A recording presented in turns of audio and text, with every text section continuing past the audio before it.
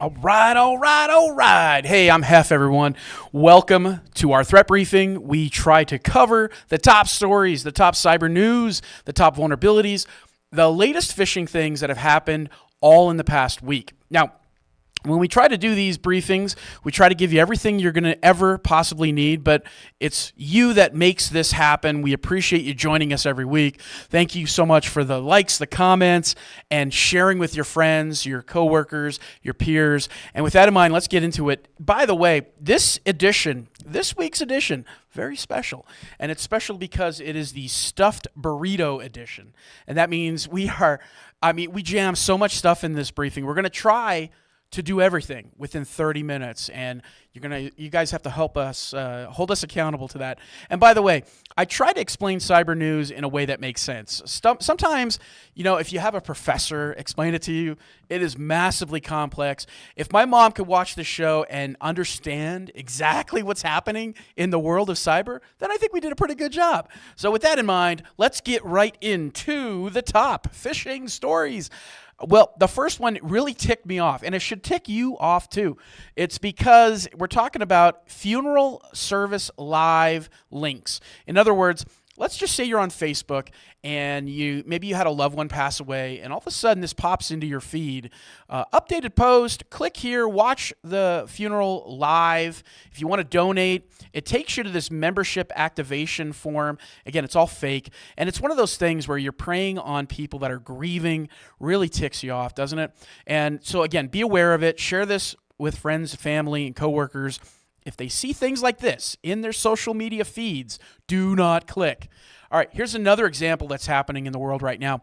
We got word this past week from Malwarebytes where they said that the Lowe's home warehouse employees are being targeted in a Google advertisement phish. And a lot of companies, a lot of corporations, they have their own employee portal. The portal is used for scheduling, pay stubs, benefits, that kind of stuff. And what the attacker is able to do is impersonate the site to steal employee credentials. So what they're doing is employees are going on Google and they're searching for their company's portal and they're trusting the Google search results. You can't do that, folks. You got to be aware of it, that these Google advertisements, a lot of them are just malicious. They're filled with malvertising. The good news is Google has removed these malicious ads, but for an employee, they really need to understand the concept of bookmarking their internal site and not having to search for it. And in this example here, man, a lot of Lowe's employees, they're getting popped, they're getting breached. So be aware of that. Another story in the news talking about phishing. If you or your company uses Palo Alto, you need to be aware of it. There is phishes right now that are targeting Palo Alto. This story is coming to us from the Middle East, but don't be surprised if this type of phishing goes global. The way it works is this. There is a phishing URL. It's designed to look like a company VPN portal. And what we know is the exact delivery method is kind of unclear at this point, but we understand that there is a Palo Alto agent tool called Global Protect. They're impersonating this tool. So here it is. You click on the phish, your employees click on the phish, and they believe that they are installing the legit version of the Palo Alto Global Agent. That's not exactly what's happening. So this was actually discovered by Trend Micro. Big shout out to them for sharing this. Please share this with your staff. All right, another example of phishing out there is the sextortion lures. Now, this stuff's been around for a while. We're talking back in 2018, it was really popular. It's very profitable for the bad guy to use sextortion schemes. But in this example, we learned off of Reddit just 17 days ago that the lures that are being used right now include the cheating spouse's name. And here it is. You get this email, and you see the example up on the screen that their husband or wife cheating on them, links to the alleged proof, and then next thing you know is the scammers have hacked into your computer or begin stealing images or videos. Bad stuff, folks. Again, just an awareness of the sextortion stuff is back in the news. Another thing, a new phishing tactic. We talked about this in the last briefing. It's so important that we're bringing it up again in this week. Now, PWA phishing, this is what we call these web apps, and they're very hard to detect. It's I will say that in my estimation, this will become the dominant type of phishing tactic in the next year or so. These things are so hard to detect. They come in so fast. They install even faster. And if you're not aware of how these things work, then you should take a moment, definitely read into PWA phishing. Okay, now we have a product, a tool here at SecurityMetrics that is for e-commerce threats. And in the news this past week is a story about Cisco, the Cisco store. Now, Cisco has their own store that you could buy their merchandise. So if you're like me and you want a Cisco bandana for your pet, all right, or a hat for your dog, or maybe you just want a hoodie from Cisco, the reality is this past week, they were hit with a mage cart attack. And this is what we find at SecurityMetrics. We're really skilled at a product that we have called Shopping Cart Monitor and Shopping Cart Inspect. It helps you get compliant with PCI, but this is the kind of tool that would have helped Cisco and their store find something like mage cart. So again, it's something to be aware of. If you have an online shopping cart, definitely read up on Mage Cart, this threat actor, and learn more about Shopping Cart Monitor, Shopping Cart Inspect. Okay, small to medium-sized business threats. What are the latest news out there? Now, ReliaQuest puts out this report every quarter or so, and the May through July edition just came out. No surprises in this report. We knew that phishing was a big deal for customers. We also know that exposed credentials is a big deal. But, knowing about remote access Trojans and for your business, having a plan to detect those things and prevent them is a good idea. If you're concerned at all about phishing, you got to place more emphasis on user education. Take the stuff that we show you in this briefing, print them out, and show them to your staff. Put them on the break room walls. This is the latest phishing stuff that Hef is talking about in our threat briefings. And of course, place a little bit more emphasis on credential management and minimizing exposed credentials. So that report you can find on ReliaQuest's site. All right. Every week we got to do this. We got to talk about insider threats. It's a big deal, folks. And there was a study that came out from this education researcher, and he said, I'm going to study if companies are vulnerable to cyber attacks after having a layoff. And the reality was, the evidence was, yeah, it is true. You have to be aware of it, folks. I see so many CEOs where they come out and they make a big news announcement where they say something like, yes, we're going to have these layoffs. We're sorry. We apologize to the lives we affect. And then that dwell time gives employees the opportunity to go rogue and possibly do damage, insider threat damage. So have a plan, folks. If you know your business is going to do layoffs, you got to get on there. You got to have an updated playbook for your HR team, terminating the access to the systems and so on. A lot of ideas here on ways to prevent this kind of damage. If you want to learn more, we'll include the link in our notes. And speaking of links, how do you get access to all the stories we talk about? Well, you subscribe to our weekly threat intelligence email. This feed is fantastic.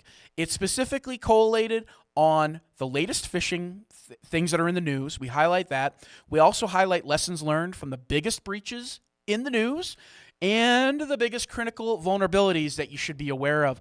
All of this plus so much more. We even talk about AI now and PCI and all that stuff. All the latest news is in this SecurityMetrics Threat Intelligence news feed. You can sign up. We'll include the link in our YouTube channel. Okay, so we try every week to give you 2-minute knowledge check, some kind of education or learning in 2 minutes. Okay, so here we go. Start the clock, right? How do you spot AI generated reviews? There are a ton of these fake reviews. They're flooding not only the app stores like Apple's App Store and Google Play, but they're also flooding Amazon and Temu and all those shopping sites that you might like to go to.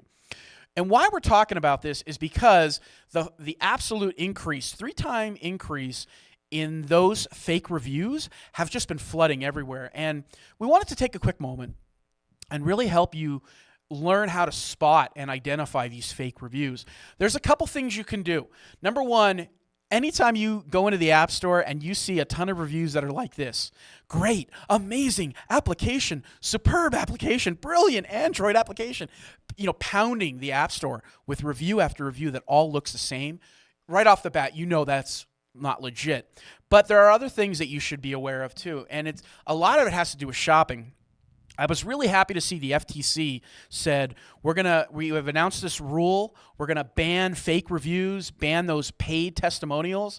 I mean, it feels like every time my wife orders something off Amazon, I get one of these postcards in the mail saying, "Hey, you purchased from us. Would you mind just give us a little nice, kind review, and we'll give you a $10 gift card or $20 gift card." You ever got one of those?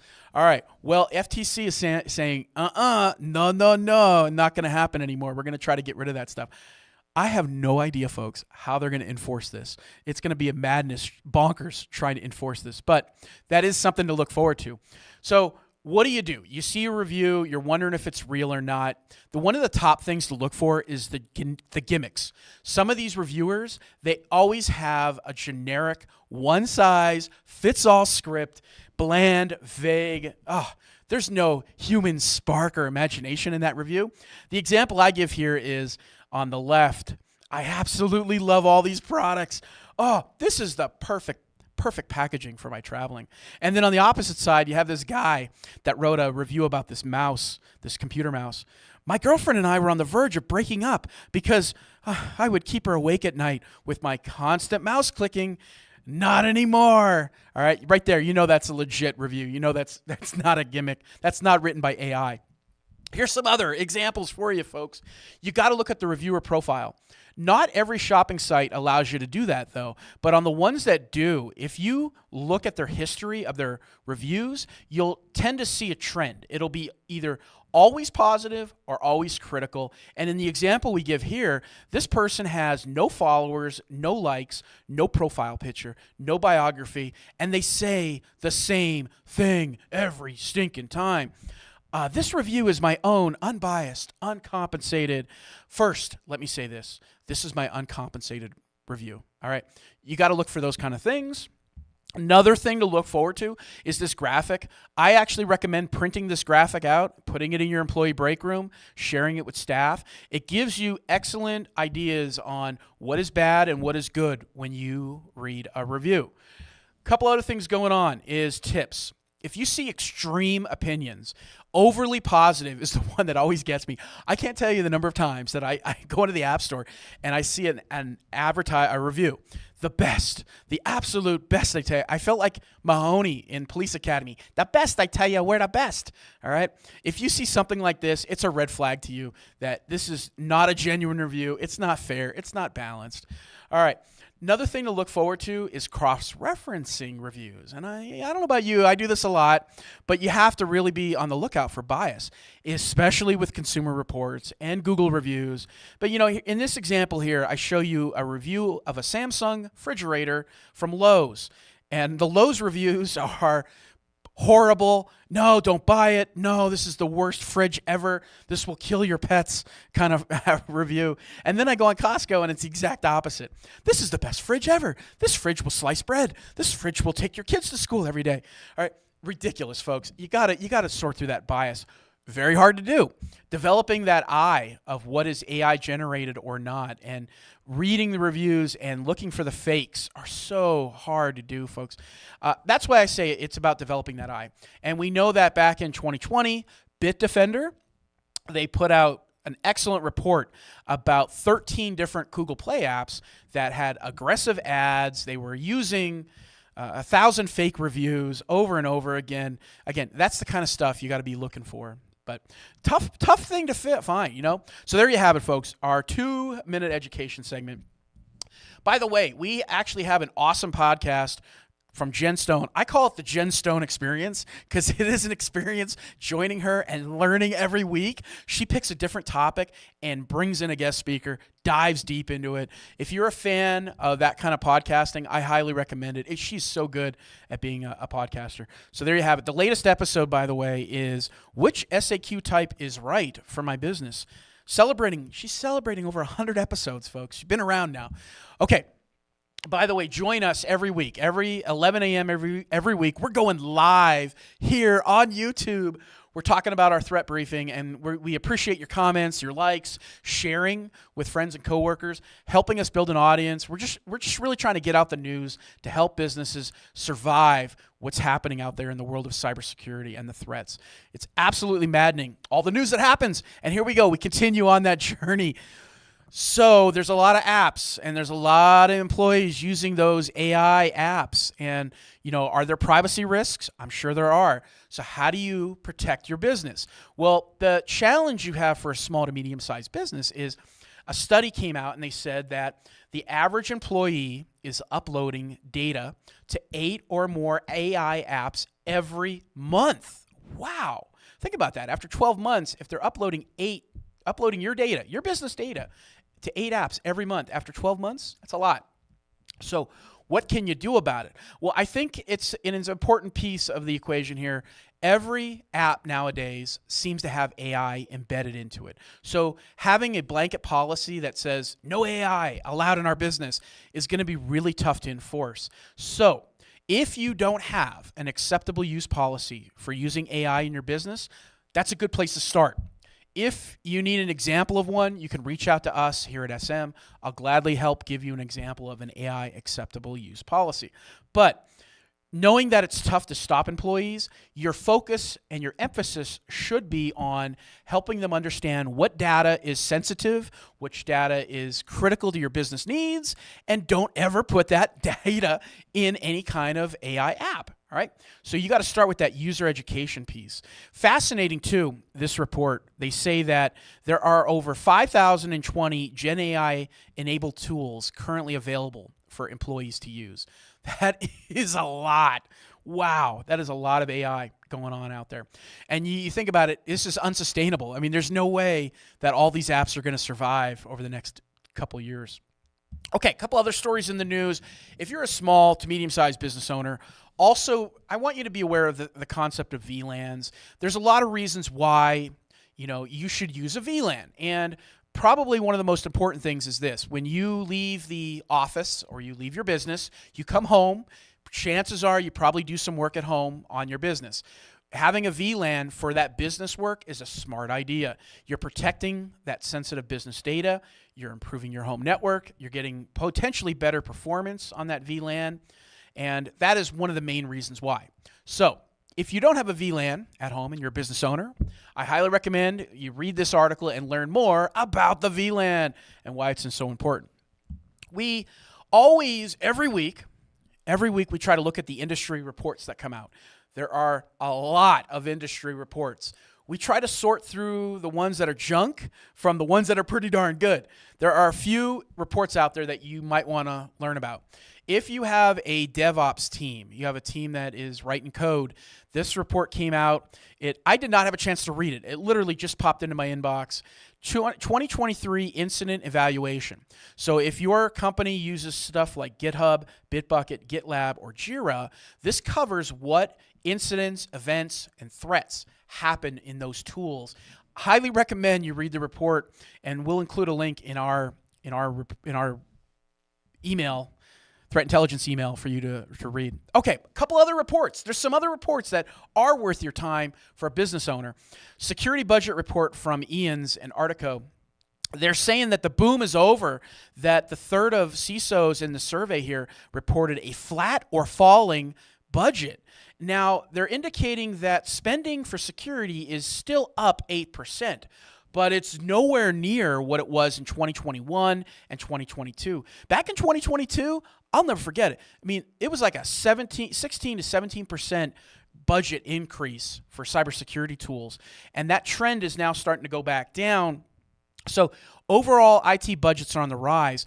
What is very helpful about this report is understanding you and your security budget and how much should you spend on cybersecurity tools and services. And in the report, they're claiming that many small to medium-sized businesses, they spend typically less than 1% of their revenue on cybersecurity tools. But there's more, folks. There's another report that came out. We're live, all right? So I got to take a drink. I got to rest the throat a little bit. The report that came out that caught my eye was about it's called an open door. It's from Clarity, Team 182 at Clarity. What is great about this report is the use of remote access tools in OT environments. So we see this a lot with our clients. Our clients love to use tools like TeamViewer and AnyDesk, and a lot of these tools are not properly secured. We're talking about tools that lack session recording. There's no auditing being done on these tools. There's no role-based access controls. And Clarity is saying in their survey, they looked at 50,000 remote access enabled devices, over 125,000 OT devices. That's a huge survey, a huge study, and this is a common issue where excessive use of these tools, you got to lock that kind of stuff down, folks. You got to minimize your attack surface, and really this is a great report that helps you understand that attack surface, OT. All right, what else is there? The cost of the cloud. Wow, have you seen the prices? Have you seen the prices of the cloud? Have you looked at your bill lately? Man, it keeps going up and up. Thankfully, Civo, excellent report, guys. Thumbs up to y'all. The cost of the cloud, most of the times these reports come out and they don't actually give you hard numbers to know. But for an SMB, they're saying 54% of SMBs with a staff of 100 to 499 employees, they have a monthly cloud expenditure. They spend between $10,000 to $499,000 a month. Yeah, that's a lot. That's a huge amount. And not only did this cloud report give us some hard data, but they said, let's look at the cost of a simple 3-node cluster, 200 gigabytes persistent storage, and a 5 database transfer. How much does it cost comparing 2022 to 2024? And you see the numbers here for Azure, $1,400 a month, Google, and AWS. These price increases are so unsustainable, folks. So coming up with a plan to maybe get yourself out of the cloud, is it such a good idea to be in the cloud? I don't know. You really got to weigh that with the benefits versus the cost that it encounters your business. So, all right, we do have case studies. Every week, we try to feature at least one case study from one of our clients here. We have SOC services, very inexpensive SOC services for our clients. Before I get to that case study, though, I need to mention the vulnerabilities in the news. And I mentioned this is the stuffed burrito edition. This edition of the Threat Briefing is just jam-packed with news and stuff that's happened in the past week. Now, how much news has happened? Well, last week we mentioned the YubiKey 5 stuff where they have this vulnerability to cloning attacks. There is no solution to fixing this, folks. If you're using YubiKey 5 keys, you definitely want to deprecate it and get a new key. Get something different, folks. There's no fix for this. There was also a lot of vulnerabilities in the news last week, so many that you should really watch last week's episode if you want to learn which ones were out there. But this week, oh man, the news kept pounding my inbox and all my feeds. Cisco, Adobe, SAP, Citrix, Avanti, Meta. Then the Microsoft Office saying, we're going to disable ActiveX controls. Let me take you back to 1996. 1996 is when ActiveX came out. Bad guys love ActiveX. They love it because they can embed these things in Word and malware. They can embed malware into the Word documents using the ActiveX controls. So thankfully that stuff is going away. There is so much more, though. Microsoft in the news yesterday. We record this, so depending on when you watch this, we record this every Wednesday at 11. September updates, 40 days, 79 flaws. Look at the list. The list is absolutely nuts. All the things that have to get patched. And if you're a business owner and you've got no automated patch management, your IT admin, buy them a cake, get them some pizza, do something nice for them. They're going to be very, very busy with this Microsoft Patch Tuesday announcement. But there were other vulnerabilities: SonicWall, VMware, Apache, Veeam, the Lightspeed cache plugin, Progress. You may remember Progress? They were with that Move It vulnerability last year. Back in the news too, fixing an RCE flaw. Again, big stuff, folks. 10 out of 10 on that one. So there were a lot of other news too. And before I tell you our SM use case for the week, I will say this, that there is a GitHub vulnerability that has been going around. And the deal is a lot of developers, they're using GitHub. If they make a typo And they do that inside their GitHub action plan. And that typo matches a typo squatter's action, then malicious code can potentially be run. So this is something you definitely want to share with if you have any developers that you're working with. Okay, so here is our top story for the week, our use case for the week. And look at this traffic pattern. This is one of our clients, and what we found was a new host appearing on the client's network. That host started reaching out and contacting millions of IPs over port 445. It happened so quick. Our general response time, in the SOC, we try to be around 2 hours or less. And this happened so fast.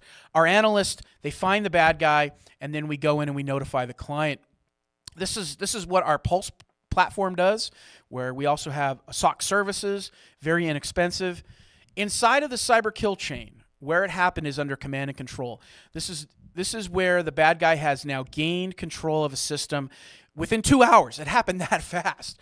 And we have to get a hold of the client. We have to notify them and help them remediate the issue. But again, very, very amazing how quickly these threat actors can move. So what else do we have to talk about?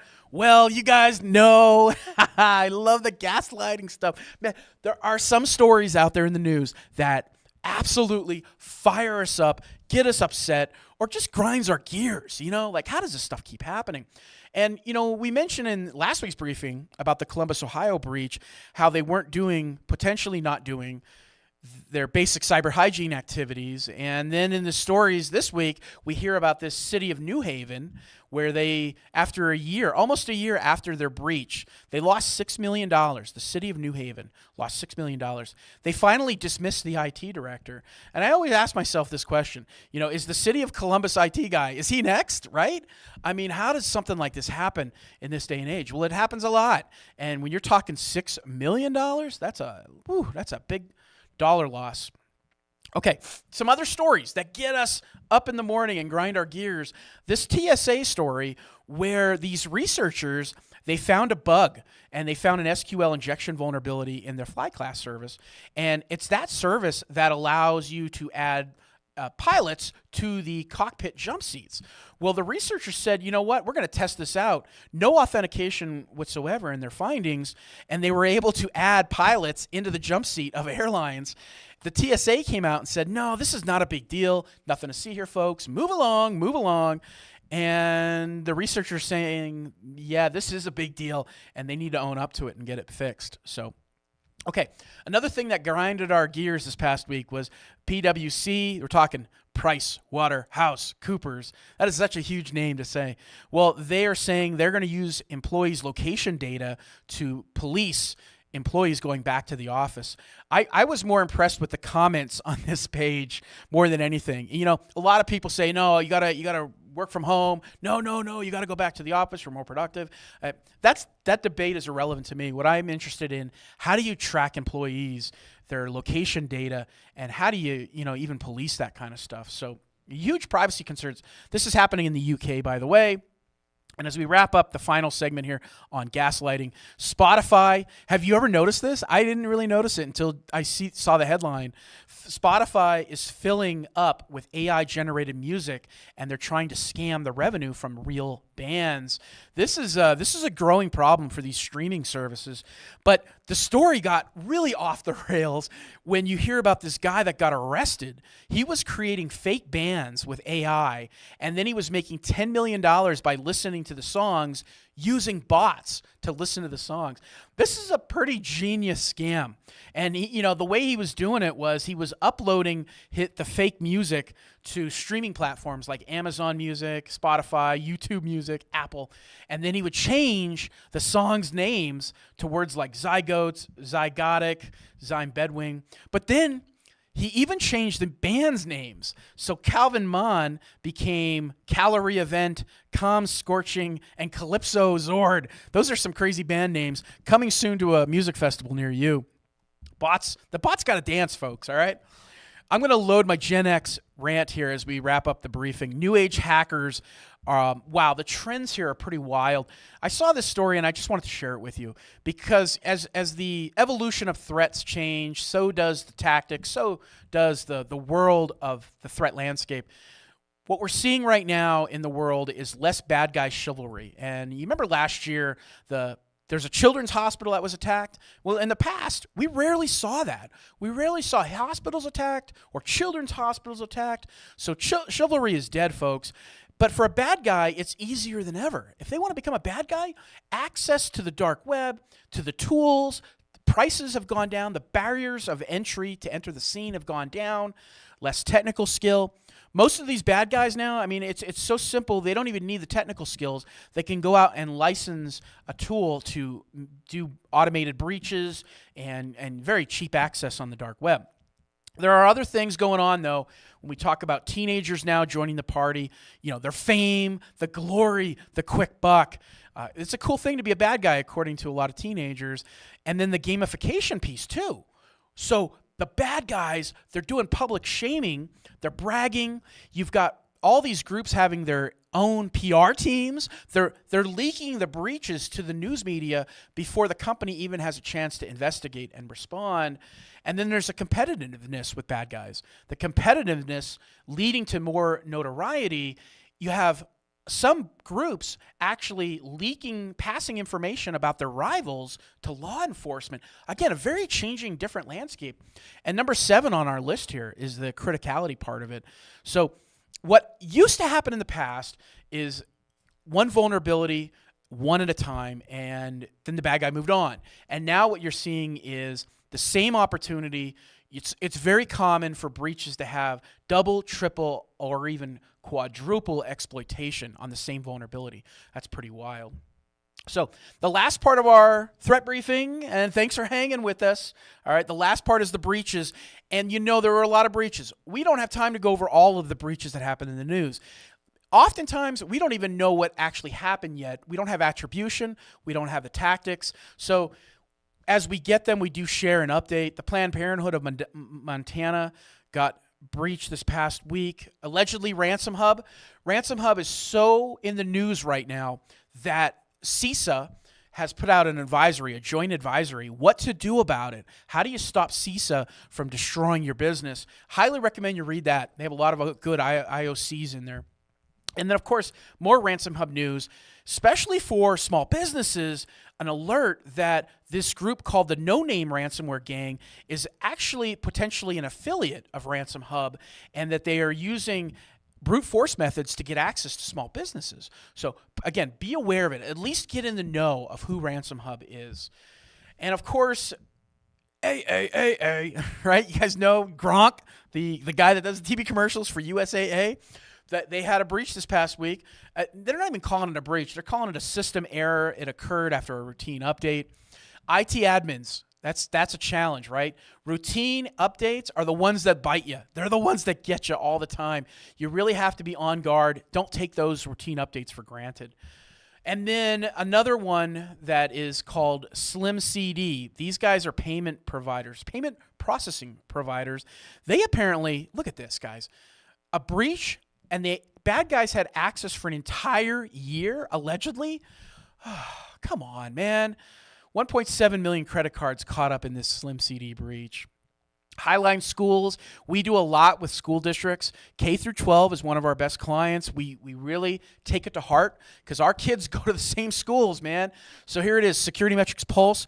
I think if Highline would have had us, we may have been able to detect this and stop this cyber attack from happening to this school. Pretty big school, 17,000 students. Whew. Avis also in the news with a breach. Apparently it was a business application. Again, we don't have a lot of attribution, but I will give a credit to Avis. They were all over top of this. Their response time was extremely fast in getting a handle on this, getting the message out. If you're a user of Avis, you definitely want to check your email. You may have a notification in your email.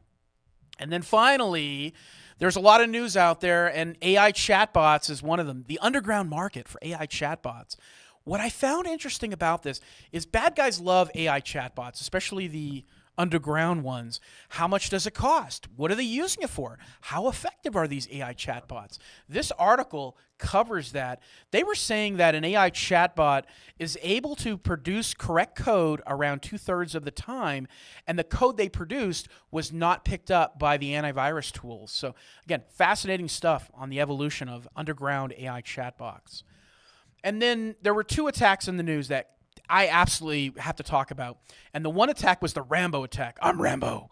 All right. The Rambo attack is a way of planting malware in an air-gapped computer to collect sensitive data, and they're doing it through the memory access platforms. It's a very slow data transfer, which I found fascinating, but RAM is one of those areas that most businesses do not monitor. Security tools are not looking at RAM as a threat doorway into your business.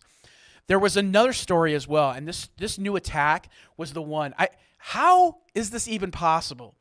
All right, you're talking about here malware being delivered through your LCD monitors inside an air-gapped, an audio-gapped computer, and they're able to send the malware.